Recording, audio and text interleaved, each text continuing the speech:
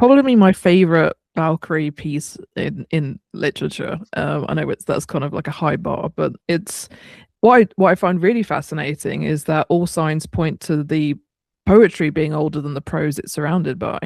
There's a lot of conversations around it's not quite matching the battle it's describing, which is fascinating.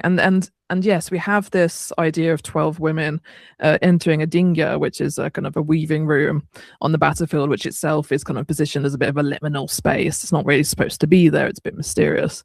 And Dorth, he witnesses these women who he mistakes for men on first kind of glance, presumably because they're wearing their bringja, they're male. And yeah, and then he looks through this window and he sees these 12 women weaving with like spears, blood besprinkled, all that awesome kind of heads for the weights we use. And it's really cool. And what we get there, which I find really fascinating, is this very clear cause and effect.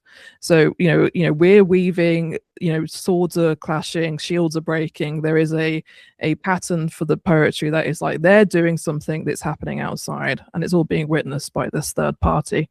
I absolutely, again, I adore that piece because it takes a really like stark glimpse at how these figures were believed to act, how they were portrayed in arguably pre-Christian society. So we do have this glimpse of this through the window of these practices and ritualism. And obviously we have a very strong connection there potentially with Seidr and textile magic and women's work. And